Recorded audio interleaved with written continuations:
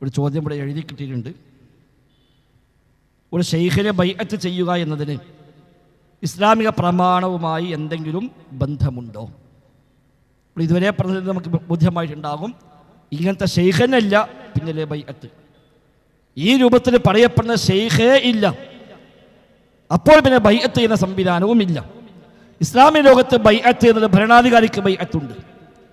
നബിതങ്ങളുമായി സ്വഹാബിമാർ വന്ന് ബൈഅത്ത് ചെയ്തിട്ടുണ്ട്. അതെന്താണ്? അള്ളാഹു റസൂലും പഠിപ്പിച്ച പറയാൻ ജീവിക്കാൻ തയ്യാറാണ് എന്ന് നബിക്ക് കരാർ നൽകുക, അതാണ് നബിയോടുള്ള ബൈഅത്ത്. പിന്നെ ഖലീഫയായി വന്നവർക്ക് ഖിലാഫത്ത് കൊണ്ട് ബൈഅത്ത് ചെയ്തിട്ടുണ്ട്. അബൂബക്കർ സിദ്ദീഖ് ഖലീഫയാകുമ്പോൾ അവിടെ അദ്ദേഹത്തെ ഖലീഫയായി അംഗീകരിക്കുന്നു എന്ന ബൈഅത്തുണ്ട്. അതല്ലാതെ ഈ പറയപ്പെടുന്ന ഷെയ്ഖ് മുരീദ് എന്ന സംവിധാനമോ അതിനടിസ്ഥാനത്തിൽ ബൈഅത്തോ എവിടെയുമില്ല. ലോകത്ത് സ്വഹാബത്ത് മുതൽ താബിഈങ്ങൾ മുതലുള്ള അഹ്ലുസുന്നയുടെ നേതാക്കന്മാരാരും അങ്ങനെ ബൈഅത്ത് ചെയ്തവരും അല്ല. ഇമാം ബുഖാരി, ഇമാം മുസ്ലിം, ഇമാം അഹ്മദ്, ഇമാം ഷാഫിഈ, ഇമാം മാലിക് അടക്കമുള്ള ഇമാമുമാരാരും തന്നെ ഒരു ഷെയ്ഖായി സ്വയം നിന്നവരുമല്ല, ഒരു ഷെയ്ഖിനടുത്ത് പോയി ബൈഅത്ത് ചെയ്ത് മുരീദായി പിന്നാലെ കൂടിയവരുമല്ല. അത് കഴിഞ്ഞ് ഇങ്ങോട്ട് നൂറ്റാണ്ടുകൾ പിന്നിട്ടപ്പോഴാണ്, നേരത്തെ സൂചിപ്പിച്ച പോലെ ഹിജ്റ 5, 6, 7 നൂറ്റാണ്ടുകളിലാണ് ത്വരീഖത്ത് എന്ന പേരിൽ ഇത്തരം സംവിധാനങ്ങൾ പിന്നീട് വ്യാപകമായി വന്നത്. അതിനുശേഷമാണ് ഈ ബൈഅത്ത് സംവിധാനങ്ങൾ ഉണ്ടായി വന്നത്. അതിനുശേഷം വന്ന ചിലരൊക്കെ ബൈഅത്ത് പഠിപ്പിച്ചവരുണ്ട്. സൂഫി ആശയം സ്വീകരിച്ച് അശ്അരി മാതുരിദി ചിന്താഗതി സ്വീകരിച്ചു കൊണ്ടുവന്ന പിൽക്കാലക്കാരായ ആളുകളൊക്കെ ബൈഅത്ത് പഠിപ്പിച്ചത് കാണാൻ കഴിയുമെന്നല്ലാതെ അഹ്ലുസുന്നയുടെ ആധികാരികരായ നേതാക്കന്മാരാരും തന്നെ ഒരു ബൈഅത്ത് സംവിധാനം പഠിപ്പിച്ചിട്ടില്ല. വിശുദ്ധ ഖുർആനിലോ പ്രവാചക വചനങ്ങളിലോ ഈ അർത്ഥത്തിലുള്ള ഒരു ഷെയ്ഖിനെ പോയി ഒരാൾ ബൈഅത്ത് ചെയ്ത് മുരീദായി മാറുക എന്ന സംവിധാനം കാണാൻ സാധ്യവുമല്ല. വല്ലാഹു അഅലം. അസ്സലാമു അലൈക്കും വറഹ്മത്തുള്ളാഹി. ഈ ത്വരീഖത്ത് ഇപ്പോൾ സമസ്തക്കാർ, ഔദ്യോഗിക സമസ്തക്കാർ ഈ ത്വരീഖത്തുകൾ ഇത് നമ്മളല്ല ഓലതാണ് എന്നൊക്കെ പറഞ്ഞതിന് സാധാരണക്കാരനെ പറഞ്ഞ് പറ്റിക്കണ്ടല്ലോ. അപ്പോൾ ഇത് ഞങ്ങൾ ആ പറയുന്നത് ഞങ്ങൾക്ക് വാദമില്ല, ഇവർ പറയുന്നത് മറ്റുള്ളവർക്ക് വാദമില്ല. ഇതൊക്കെ ഇങ്ങനെ പറഞ്ഞതിന് എന്തെങ്കിലും ഒരു അടിസ്ഥാനം ഇവർക്ക് സ്ഥാപിക്കാൻ എന്തെങ്കിലും ഒരു തെളിവുകൾ എന്താണ് ഇവർക്ക് ഉദ്ധരിക്കാൻ കഴിയുമോ അവർക്ക്?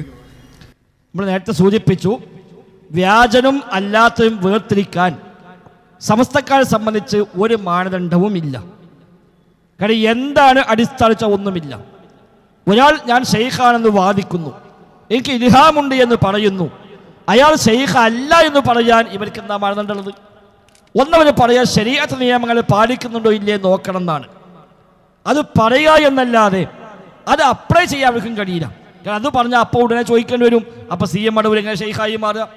കാരണം ശരീഅത്ത് നിയമങ്ങൾ പാലിച്ചിട്ടില്ലല്ലോ. കോയപ്പാപ്പ് എങ്ങനെ തജ്വീദായി മാറുക? ശരീഅത്ത് നിയമങ്ങൾ പാലിച്ചിട്ടില്ലല്ലോ. അങ്ങനെ തുടങ്ങി പലരെയും കുറിച്ച് ഇതേപോലെ ചോദിക്കാൻ പറ്റും, അപ്പം അതിന് ഉത്തരമുണ്ടാവില്ല. ഇനി അതേപോലെ ഇയാൾ ഷെയ്ഖ് അല്ല, ഇയാൾക്ക് വിലായത്തില്ല എന്ന് പറയാൻ ഇവർക്ക് മാനദണ്ഡമൊന്നുമില്ല. അത്ഭുതങ്ങൾ കാണിച്ചു, അത്ഭുതം കണ്ട കറാമത്ത് എന്ന് പൊതുവെ ആളുകൾ അംഗീകരിച്ചു പോകുന്നു. സമസ്തക്കാരെ പറയാൻ അത്ഭുതം കണ്ട കറാമത്ത് ആയിക്കോളുന്നില്ല. പക്ഷെ എന്താ വേർതിരിക്കാൻ മാനദണ്ഡം? അങ്ങനെ ഒന്നില്ല. അതുകൊണ്ട് തന്നെ സമസ്തക്കാരെ സംബന്ധിച്ച് ഏത് ത്വരീഖത്ത് വന്നാലും അംഗീകരിക്കല്ലാതെ വേറെ മാർഗമില്ല. ഇത് വ്യാജനാണ് എന്ന് പറയുമ്പോൾ ഉസ്താദെ ഇത് വ്യാജൻ, മറ്റത് ഒറിജിനൽ, ഇത് രണ്ടും വേർതിരിച്ചാൽ എന്താണ് മാനദണ്ഡം എന്ന് ചോദിച്ചാൽ ഒരു മാനദണ്ഡം പറയില്ല. ആകെ പറയുക ശരീഅത്ത് നിയമങ്ങൾ പാലിക്കാത്തവൻ വലിയാവൂല, ഷെയ്ഖ് ആവൂല എന്ന് പറയും. അത് പറഞ്ഞാൽ ഉടനെ അടുത്ത ചോദ്യം, അപ്പം CM അടൂർ എങ്ങനെ ഷെയ്ഖ് ആകും? അപ്പം കോയപ്പാപ്പ എങ്ങനെ ഷെയ്ഖ് ആകും? അങ്ങനെ തുടങ്ങി പലരെയും ചോദിക്കാൻ പറ്റും, ഇവർക്ക് എങ്ങനെ ഷെയ്ഖ് ആകും? അതിന് ഉത്തരമില്ല. മാത്രമല്ല ജാമിഉ കറാമത്ത് ഔലിയ നേരത്തെ സൂചിപ്പിച്ച കിതാബിൽ എത്രയോ ഷെയ്ഖന്മാരെ പരിചയപ്പെടുത്തിയത് വ്യഭിചരിക്കുന്നവരായി, മോഷ്ടിക്കുന്നവരായി, സ്വവർഗരതി ചെയ്യുന്നവരായി, തോന്നിവാസങ്ങൾ ചെയ്യുന്നവരായി, മദ്യപിക്കുന്നവരായി എല്ലാം പരിചയപ്പെടുത്തി കാണാൻ പറ്റും. അതിനൊക്കെ ഒരു വ്യാഖ്യാനം കൊടുക്കുകയാണ്, വിശദീകരണം കൊടുക്കുകയാണ്. ഒരു ഷെയ്ഖ് വിസർജനം നടത്താൻ പോയിനാണ്. അപ്പം മുരീദ് പിന്നാലെ ചെന്നു. ഷെയ്ഖാണ് അപ്പിടേണ്ട താമസം മുരീദ് എടുത്ത് വിഴുകാൻ തുടങ്ങിയതാണ്. ജാമിഉ കറാമത്ത് ഔലിയ എഴുതിച്ച കറാമത്താണ്. ഇത് മഹത്വമായി എഴുതിച്ചതാണ്. അപ്പം ഇത് ശരീഅത്തിന് ബാധകമാണോ? ശരീഅത്ത് ഇവിടെ അംഗീകരിക്കുന്നില്ലല്ലോ, നിജസാണ്. പക്ഷെ അത് അവിടെ ബാധകമല്ല, അത് മഹത്വമായി രേഖപ്പെടുത്തി വെക്കുന്നു. ഇങ്ങനെയെല്ലാം എഴുതി വെക്കുന്ന ആളുകളെ സംബന്ധിച്ച് പിന്നെ വ്യാജൻ ഒറിജിനൽ എന്ന വേർതിരിവിന് മാനദണ്ഡമില്ല. നേരെ മറിച്ച് അഹ്ലുസുന്നയെ സംബന്ധിച്ചോ ഈ വക സംവിധാനം തന്നെ ഇല്ല. ത്വരീഖത്തുമില്ല, തസവൂഫുമില്ല, അങ്ങനത്തെ മുറബ്ബിയായ ഷെയ്ഖുമില്ല. ആകെ ഷെയ്ഖിന് വരാൻ പറ്റിയെന്നാണ് ദീന് പഠിച്ച് കിതാബും സുന്നത്തും പഠിച്ച് അത് പറഞ്ഞു കൊടുക്കുന്ന ഒരാളുണ്ടോ അയാൾ പറയുന്ന കാര്യം കിതാബും സുന്നത്തും യോജിക്കുന്നുവെങ്കിൽ സ്വീകരിക്കാം, ഇല്ലേ സ്വീകരിക്കുകയുമില്ല. അങ്ങനത്തെ ഷെയ്ഖേ ഇസ്ലാമിലുള്ളൂ. എത്ര വലിയ ഷെയ്ഖാണെങ്കിലും എത്ര വലിയ ആര്യമാണെങ്കിലും കിതാബും സുന്നത്തും യോജിക്കുന്ന കാര്യം പറഞ്ഞാൽ സ്വീകരിക്കും, ഇല്ലേ സ്വീകാര്യമല്ല. അദ്ദേഹം പറഞ്ഞു എന്നതുകൊണ്ടല്ല സ്വീകരിക്കുന്നത്, പ്രമാണമുണ്ട് എന്നതുകൊണ്ടാണ്. ഒരു സമസ്തക്കാരെ സംബന്ധിച്ച് ഇന്ന് അവരെ അലട്ടുന്ന ഏറ്റവും വലിയ പ്രശ്നവും ഇത് തന്നെയാണ്. സമസ്തയുടെ ആളുകൾ പല ത്വരീഖത്തിലും പോകും. അപ്പോൾ ഉസ്താദ് വിളിക്കണം, ആ ത്വരീഖത്ത് വ്യാജമാണ്. പക്ഷേ ഉസ്താദുമായി സംസാരിക്കുമ്പോൾ ഉസ്താദിന് പറഞ്ഞു സ്ഥാപിക്കാൻ കഴിയില്ല. ഉസ്താദ് ഇത് വ്യാജമാണെങ്കിൽ മറ്റത് വ്യാജാകണ്ടേ, അത് വ്യാജമാണെങ്കിൽ ഇതും വ്യാജമാകണ്ടേ, അതിന് ഉത്തരമില്ല. ആലുവ ത്വരീഖത്ത് വന്നു, സമസ്ത പറഞ്ഞു വ്യാജമാണ്. അവർ വാദിച്ചതോ ഞങ്ങൾ ഖാദിരിയ്യ ത്വരീഖത്താണെന്നാണ്. ഖാദിരിയ്യ ത്വരീഖത്ത് സമസ്ത അംഗീകരിക്കും. അവ പിന്നെ എങ്ങനെ വ്യാജം എന്ന് പറയാം? റിഫാഇയ്യ ത്വരീഖത്ത് അംഗീകരിക്കൂലേ? മാത്രമല്ല ശരിയായ ത്വരീഖത്ത് എന്ന പേരിൽ സമസ്തയുടെ എഴുത്തുകാരനായ സുന്നി സാഹിത്യ തറവാട്ടിലെ കാവലാൾ എന്ന് പരിചയപ്പെടുത്തിയ KV മുഹമ്മദ് മുസ്ലിയാർ പന്താവൂർ എഴുതിയ പുസ്തകമുണ്ട്, ശരിയായ ത്വരീഖത്തുകൾ. അത് അയാൾ 500 ചില്ലാനം ത്വരീഖത്താണ് പരിചയപ്പെടുത്തിയത്. ശരിയായ ത്വരീഖത്ത് 500 ചില്ലാനം ത്വരീഖത്തുകൾ ശരിയായത് അയാൾ പരിചയപ്പെടുത്തി. പിന്നെ ഏതല്ലാത്തതുള്ളത്? അതുകൊണ്ട് അങ്ങനെ വേർതിരിച്ചറിയാൻ കഴിയില്ല. ഏതാൾക്കും കയറി വരാവുന്ന ഇസ്ലാമിനെ പൊളിക്കാവുന്ന ഒരു കവാടമാണ് ത്വരീഖത്ത് എന്ന കവാടമെന്നാണ് നമുക്കതിൽ നിന്ന് മനസ്സിലാകുന്നത്. അല്ലാഹു അഅലം. അസ്സലാമു അലൈക്കും. ഈ ത്വരീഖത്തിൻ്റെ ഇതിലേക്ക് സാധാരണ പാവപ്പെട്ട ജനങ്ങളെ ആകർഷിച്ച് അതിലേക്ക് ഒരു പെട്ടുപോകുന്നുണ്ട്. അപ്പോൾ അതിന് ഇവരെന്ത് പൈശാചികമായിട്ട് എന്തെങ്കിലും സേവ ഉപയോഗിക്കുന്നുണ്ടോ എന്നുള്ളതൊന്ന് അറിയാൻ താല്പര്യമുണ്ട്. 2 വഴിക്കാണ് മനസ്സിലാക്കുക. ഒന്ന്, സാധാരണക്കാരെ കൊണ്ടുപോയി ആദ്യം ഷെയ്ഖിനെ പരിചയപ്പെടുത്തി ഷെയ്ഖ് ചില ചോദ്യങ്ങൾ ചോദിക്കും. ആ ചോദ്യങ്ങളിൽ യഥാർത്ഥത്തിൽ ഇവനാകെ ഭ്രമിച്ചു പോകും, ഉത്തരമില്ല. അപ്പം ഇതിലേക്ക് ഉത്തരം വേണ്ട. ഉദാഹരണമായിട്ട് ചോദിക്കും, നിസ്കാരത്തിന് അമലുണ്ട്, നോമ്പ് അമലുണ്ട്, സക്കാത്ത് അമലുണ്ട്, ഹജ്ജ് അമൽ, ഇസ്ലാം കാലത്ത് 4 അമലുണ്ട്. ഒന്നാമത്തെ ഷഹാദത്തല്ലേ, ഷഹാദത്തിന് അമലെവിടെ? അപ്പം ഈ സദാ അത് ശരിയാണല്ലോ, ഷഹാദത്തിന് അമലെവിടെ? ഇസ്ലാം കാര്യം 5, 4 അമലായി കാണുന്നു, ഒന്നാമത്തെ അമലില്ല, ആ അമല് വേണ്ടേ, അതെവിടെ? അപ്പം ഇവർ ഉത്തരം മുട്ടി. എത്ര കാലമായി നിസ്കരിക്കുന്നു? ഇത്ര കാലമായി. ഇത്രയും കാലം നിസ്കരിച്ചിട്ട് അള്ളാഹിനെ പറ്റിയുള്ള ബോധം ഉണ്ടായിട്ടുണ്ടോ? അള്ളാഹുവിലേക്ക് അടുക്കാൻ വേണ്ടി തോന്നിയിട്ടുണ്ടോ? ഇല്ല. അത് വേണ്ടേ? നിസ്കാരത്തിന് ഒരു ആനന്ദം വേണ്ടേ? നിസ്കാരത്തിന് കൺകുളിർമ വേണ്ടേ?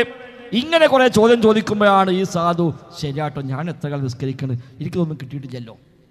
അയാളെ വഴികൾ പറഞ്ഞു കൊടുക്കും. അപ്പം ഈ സാധു വിചാരിക്കും, എന്നാൽ പിന്നെ അതൊന്ന് പരീക്ഷിച്ച് നോക്കുക.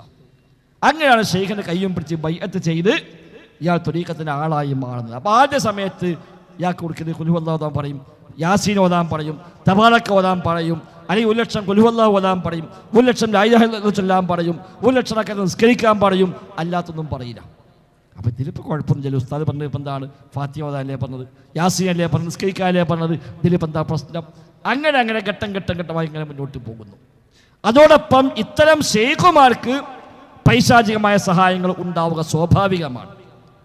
ഇമാം ഷാഫി റഹിമഹുല്ലാഹ് പറഞ്ഞു, ഒരാൾ വായുവിൽ പറക്കുന്നത് കണ്ടാലും വെള്ളത്തിന് മേലെ നടക്കുന്നത് കണ്ടാലും നീ പെട്ടുപോകേണ്ടതില്ല, പിശാച് അയാളെ താങ്ങിക്കൊണ്ടു പോവുകയാണ് എന്ന് വിചാരിച്ചാൽ മതിയാണ്.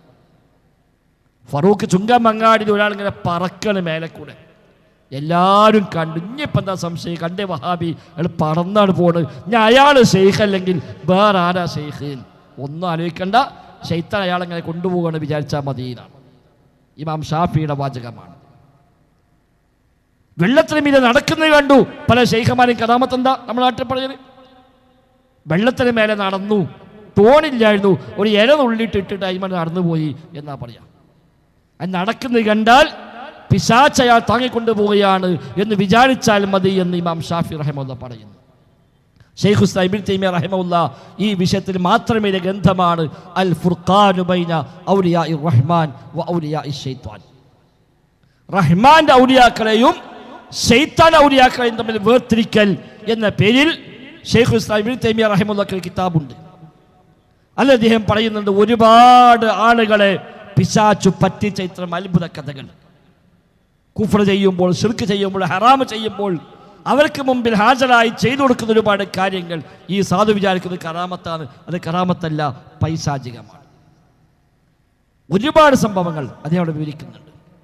മൊഹീദ്ദീൻ ഷെയ്ഖ് റഹ്മത്തുള്ളാഹി അലൈഹി സ്വന്തം കിതാബിൽ അദ്ദേഹം എഴുതി വെച്ചു, ഞാനൊക്കെ നടന്നു പോകുമ്പോൾ പെട്ടെന്ന് ആകാശലോകത്ത് ഒരു പുക വന്ന് ആകണ്ട മൂടി, ഒന്നാകെ ഇരുട്ടായി.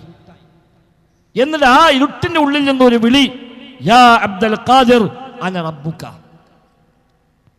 അല്ലയോ അബ്ദുൽ ഖാദിർ, ഞാൻ എൻ്റെ റബ്ബാകുന്നു. ഖദ് അഹ്ലൽതു ലക മുഹറമാത്, എല്ലാ ഹറാമും നിനക്കിതാ ഹലാലാക്കി തന്നിരിക്കുന്നു. നേരെ വിളിയിൽ കേൾക്കുകയാണ്. മൊഹീദ്ദീൻ ഷെയ്ഖ് പറയാൻ ഞാൻ എനിക്ക് മനസ്സിലായി അത് ശൈത്താനാണ്. ഷെയ്ഖ് പറഞ്ഞു, ഇഖ്സ യാ ലഈൻ യാ അദുവല്ലാഹ്, അല്ലാഹുവിന്റെ ശത്രു ശപിക്കപ്പെട്ടവനെ പോടാ എന്ന് പറഞ്ഞപ്പോൾ ആ പുകയില്ല, ശബ്ദമില്ല, ഒന്നുമില്ല. അപ്പോൾ ചോദിച്ചു, നിങ്ങൾക്ക് എങ്ങനെയാ മനസ്സിലായി ശൈത്താനാണ്? അദ്ദേഹം പറഞ്ഞു, ഹറാമൊക്കെ ഹലാലാക്കിയപ്പോൾ എനിക്ക് മനസ്സിലായി ഇത് ഓൻ്റെ പരിപാടിയാണ്.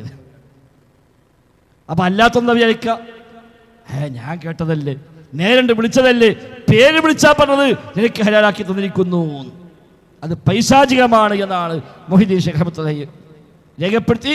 ശേഷം അദ്ദേഹം തന്നെ പറഞ്ഞു, എത്രയോ മഹാന്മാരെ പിശാച് ഇങ്ങനെ കിണയിൽപ്പെടുത്തിയിട്ടുണ്ട്. ഇസ്തിഗാസ ചെയ്യുമ്പോൾ ഷെയ്ഖ് ഹാജറായി തോന്നും, ഷെയ്ഖ് ഹാജറായതല്ല. കുത്തി മുറിവേൽപ്പിക്കുമ്പോൾ ഷെയ്ഖ് വന്ന് സുഖമാക്കി തോന്നും, ഷെയ്ഖ് അവിടെ വന്നിട്ടില്ല. അതൊക്കെ പൈശാചികമാണ്. കുഫ്രിലേക്ക് ആളെ കൊണ്ടുപോകാൻ, ശിർക്കിലേക്ക് ആളെ കൊണ്ടുപോകുവാൻ ശ്രമിക്കുന്ന ആളുകൾക്ക് പിശാച് അവൻ്റെ ചില സഹായങ്ങളൊക്കെ ചെയ്തു കൊടുക്കുമെന്ന് ഖുർആനും ഹദീസും പരിചയപ്പെടുത്തിയതാണ്. അതിൻ്റെ ഭാഗമാണിതൊക്കെ. ഇതൊന്നും കറാമത്തല്ല. ഇനി കറാമത്താണെന്ന് വന്നാൽ പോലും അയാളുടെ വിശ്വാസവും അയാളുടെ കർമ്മങ്ങളും ശരിയാത്ത കാലത്തോളം ഒരാൾക്ക് ഒരാളിൽ നിന്ന് ഒരിക്കൽ കറാമത്തുണ്ടായി എന്നുകൊണ്ട് മാത്രം അയാളെ കാലാകാലം രക്ഷയാവുകയുമില്ല. കറാമത്തുള്ള ഒരാൾ പിന്നെ പഴിച്ചു പോകാമെന്നില്ല. കറാമത്തുള്ള ആളും പഴിച്ചു പോകാം, അയാൾ പിന്നെ ഈമാൻ തെറ്റി അത് വിശ്വാസി അല്ലാതായി മരിച്ചു പോകാം. അതൊക്കെ സ്വാഭാവികമാണ്. അതുകൊണ്ട് പൈശാചികമായ അത്തരം കുതന്ത്രങ്ങൾ ഇതൊക്കെ വ്യാപകമായി ഉണ്ടാവാറുണ്ട്. ഇബ്നു തൈമിയ്യ റഹിമഹുള്ളാഹയുടെ ആ ഗ്രന്ഥം ഈ വിഷയത്തിൽ നല്ലൊരു റെഫറൻസാണ്. അൽ ഫുർഖാനു ബൈന ഔലിയാഇർ റഹ്മാൻ വ ഔലിയാഇ ശൈത്വാൻ എന്ന ഗ്രന്ഥം ഈ വിഷയമായി ഏറ്റവും നല്ല റെഫറൻസ് ഉപയോഗിക്കാൻ പറ്റാവുന്ന ഗ്രന്ഥമാണ് എന്ന് കൂടി സാന്ദർഭികമായി സൂചിപ്പിക്കുന്നു. ഹാദാ